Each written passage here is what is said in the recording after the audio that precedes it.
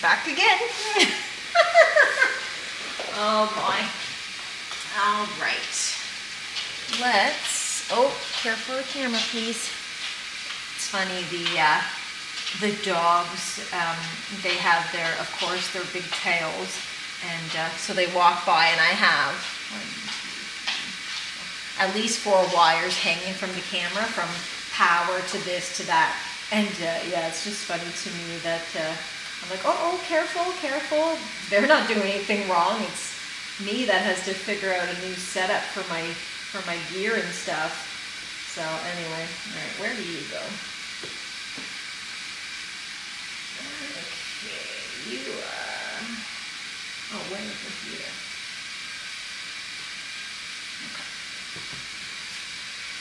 Okay.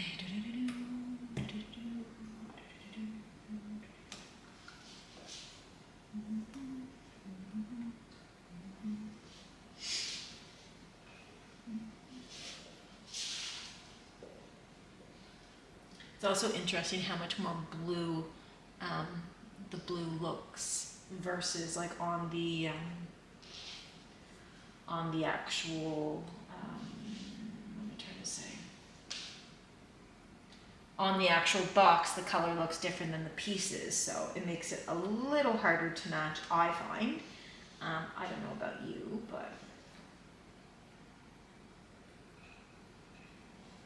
now. Okay, let's see. I think. Yep. Thanks. Getting some good matches here, which is always nice. And as I've said many times, I think puzzling is a great way to build confidence. Now, mind you, as I've said already, please don't go get you want to go on the couch? Come here. Go on the couch. Yes, baby, I know, but you had a good day and it's not time for supper. It's not time. It's funny how dogs can tell time, but they're always so generous with what time it actually is, because supper time here is anywhere from, let's say, 6 to 5:30 to 6. I'm sorry, 5:30 to 7:30. Like they don't, my dogs do not eat at a specific time, just because if I'm ever running a little bit late, I don't want them to not understand how to cope. So supper is kind of this hour, that hour. Anyway, it's in a window. And it's funny, dogs, my God, they can tell you what time it is, but they're always like, oh, mother, it must be supper time. And it's like 5:31. So it's just like, okay, like relax a little bit. But I mean, gosh, if I only ate once a day, or sorry, twice a day, I'd probably be pretty hungry too. But okay, I want you to go lie down. I'm almost done, okay? Go lie down, please. Come on, go lie down. Come on, go lie down, please. Come on. Oh, thank you. I'm not gonna lie, I'm not really one for a dog hovering. Now, if you call that banging, well then that's the word you choose. But I mean, one of my dogs, the dog that takes seizures, she's really good at literally just standing beside me and just like staring at me, just like, and I know all dogs are. I struggle with it. I'm like, oh my God, I'm like, what do you, and listen, that's a me thing. I have to work on my levels of patience or lack thereof, but it doesn't make it easier because it's just, yeah, just getting stared at. And it kind of reminds me of, if you guys ever watched Frasier and the original version, because I don't know, and the new version, I don't think all of the actors are in it. Anyway, and yeah, Eddie, the dog, is always staring at Frasier, and Frasier's like, what do you want for the love of God? That's how I feel sometimes, because it's just like, you know, now I know she wants her supper, but I also don't, I can't give in to everything she wants at that specific moment, because she would run this house, and I'm just not into that. No judgment on whatever you want to do with your dog or dogs, but yeah, mine. I think we do need some boundaries and some rules. So, and I just think that it helps them with like my dogs do not have separation anxiety, and I'm so thankful, because that is such a nightmare. I've babysat dogs that have separation anxiety, and I mean, my God, the people are only going like, you know, a few footsteps away to another building, you know, just like for a few minutes. But oh my God, the dogs are just like losing it. And it's like, holy, that is doing, to me, that is doing a disservice to your dog, because your dog should be able to cope without you. You may not like it, but I don't know. It's just, you know, anyway, I feel like that's a dangerous topic, because I feel like people just aren't going to understand kind of what I'm saying. No judgment. However you want to do your dog, as long as your dog's, you know, happy and healthy, then that's great. But I just don't feel like letting my girl in particular kind of run the show. I think that she's much more happy and healthy and well adjusted than other dogs I know. So, and that's really important to me, because she does take seizures. She, knock on wood, I have to do that so quietly with 4 dogs. Knock on wood, she has been doing amazing. She hasn't had a seizure in forever, which is, thank goodness for that. However, you know, I don't know. I just think that it's my responsibility to make sure that her day goes a certain way. So she has to eat at certain times, because she takes pills, 3 pills twice a day with a rescue dose of diazepam, which we have not had to use yet, thank God. And that was not easy to get. But yeah, she, like, her medication, she needs to get at specific times. Oh, nice. So I can't just feed her willy-nilly, you know, whenever she wants. It has to be on a schedule. She may not like that schedule, but, you know, I have to make the decision for her, because I want her to stay healthy for a long, long, long time, her whole life, in fact. So, anyway. Such a random topic to get onto. Where do you go? Where do you want to go? You want to go there. I know you go there.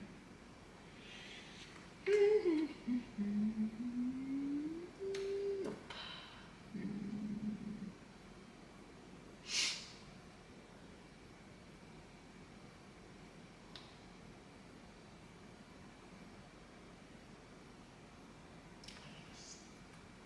Oh, that's a nice connect too.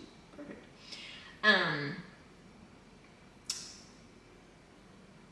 I don't know if I've made a video about this or not, so I am going to talk about it now. And if it's redundant for you, well, skip on. But I do want to talk about how when you have someone in your life that has mental health problems, I think that, and I feel like I've talked about this already, but it may be on another video. I think that one of the worst things you can do to that person is put pressure on them. It is because if the person has managed to crawl out of, of the hell that is mental health, I can guarantee you they are doing everything they can physically do to get better. It may not be in the time frame that you think is appropriate. It may not be in the way that you would recommend, but I can guarantee you they are trying. So, I think the worst thing you can do is pressure someone like that, because that pressure may inadvertently cause them to feel like they're a failure again. And that's a very dangerous spot for someone to be at when they have mental health. Because, well, if you struggle with feeling like a failure and you climb out of that hole, that abyss, oh God, that pure abyss of hating yourself and just feeling like a loser. If you can crawl out of that, oh, it's so hard, and start to see a difference. Like, this stuff takes time, right? So you're in a hole, deep depressed hole, and you finally begin to crawl out of it. And so now some people want to hang out with you again because they didn't want anything to do with you when you were crying. They didn't want anything to do with you when you couldn't explain why you couldn't go do that one thing that you've always done, and blah, blah, blah, blah, and why this time, why is it different? You know, they didn't understand that. They didn't want to hang out with you then, okay? So now that you are doing better, you know, now you might get some invitations, but it's just so funny to me because there will be pressure. Trust me when I say there will be pressure. And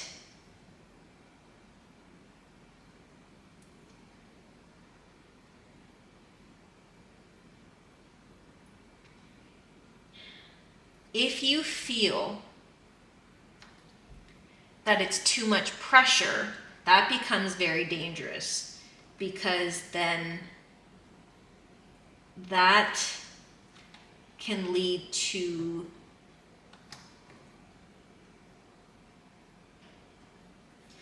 just lead to so many problems.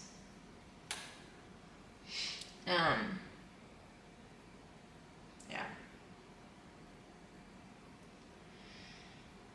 That's a hard topic.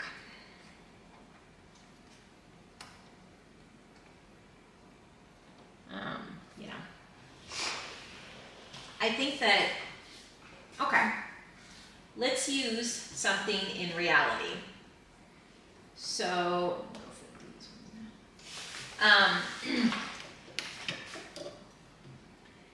so let's say that you have never been to someone's house before.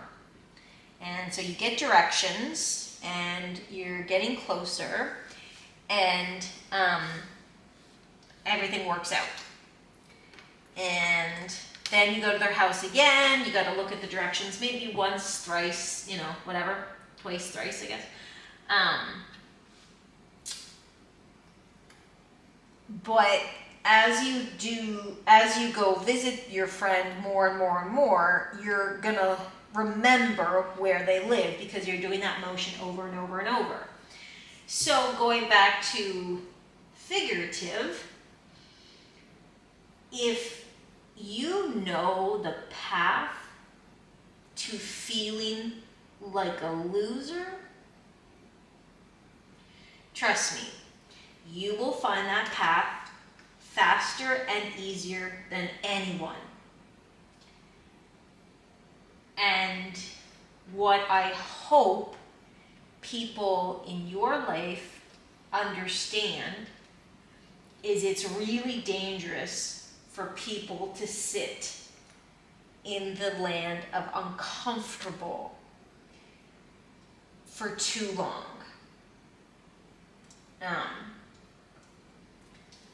I've seen it, and this is figurative, like I've seen it and I've witnessed it.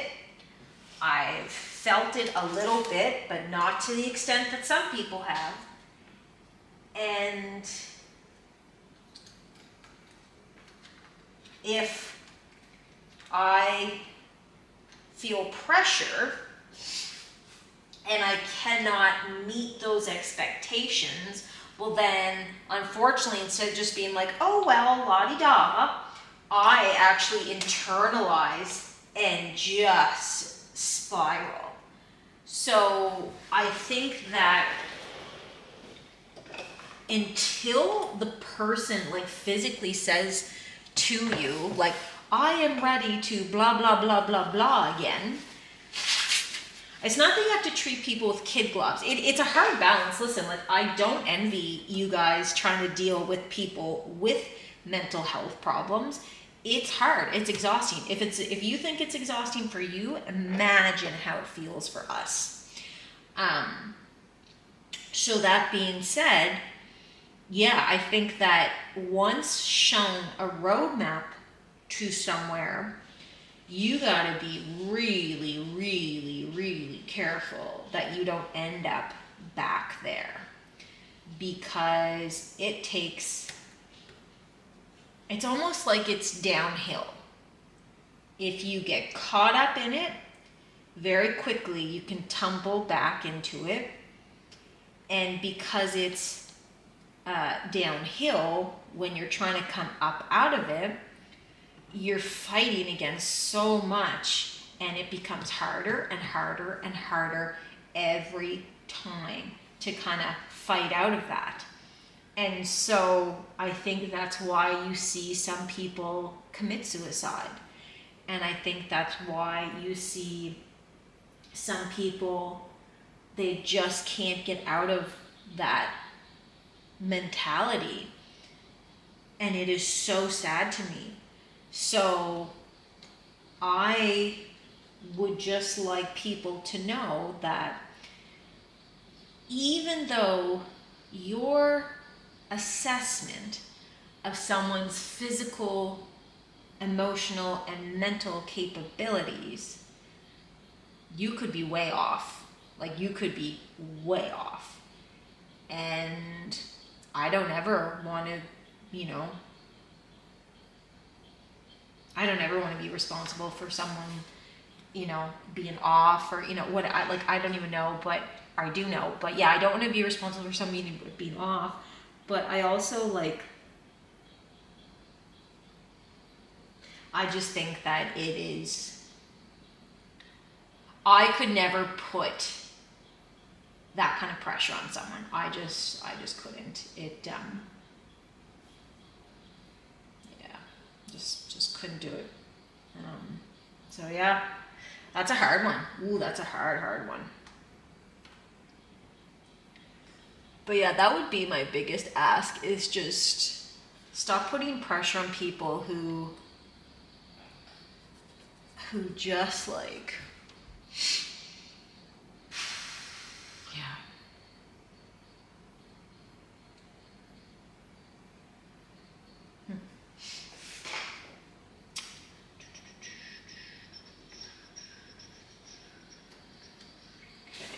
I need to find these ones.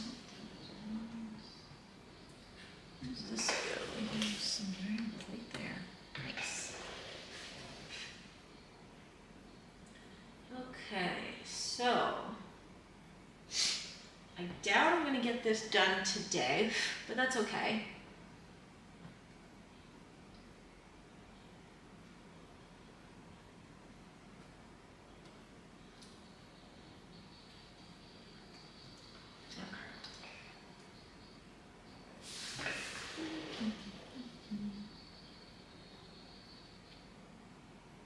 Getting me as we're freaking out about. Oops.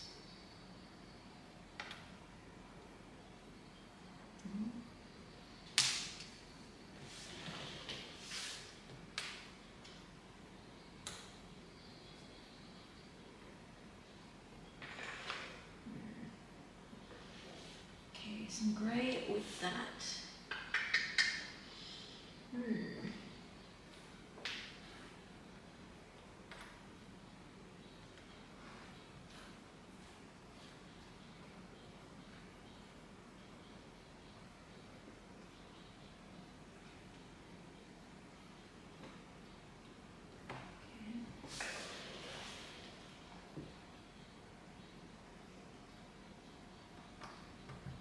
Nice.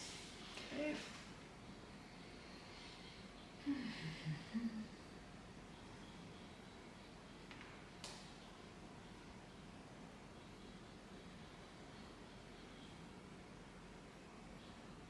Oh, it goes that way. It's funny, sometimes I think you just like stare at a puzzle piece and then you flip it and you're like, ah, Jay's, right? Just like that. And it's just so obvious and so easy.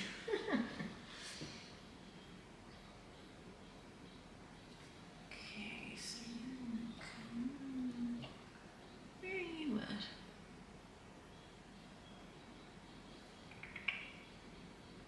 Right there, okay, good. No, where's that red? Gray, red and gray, red and gray. Red and gray. Okay.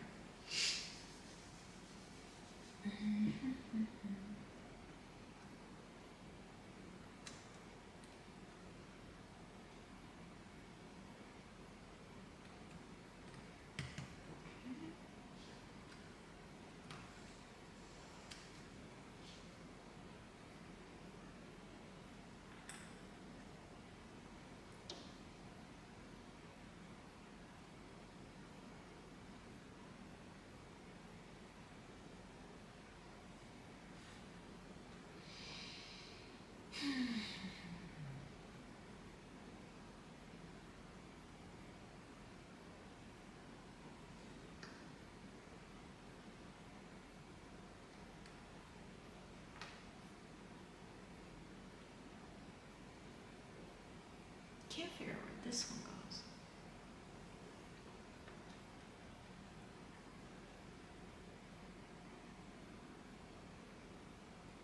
No idea. Oh, right there.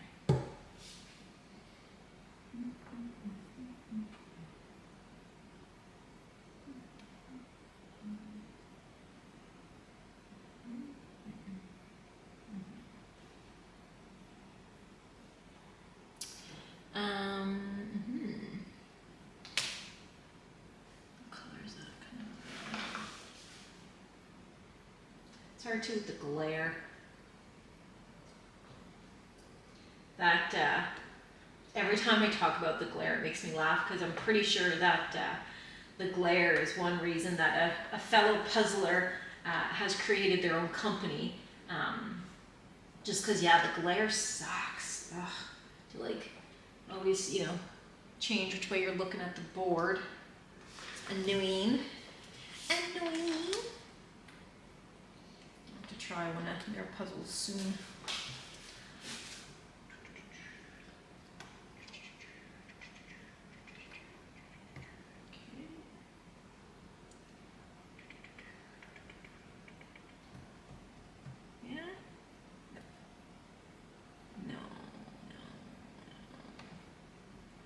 Want to, but no.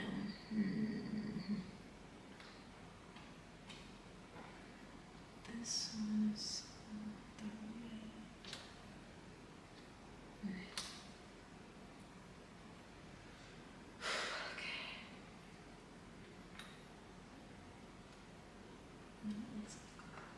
There we go.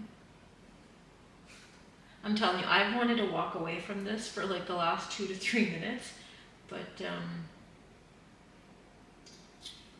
hard to do it. Hard to do it.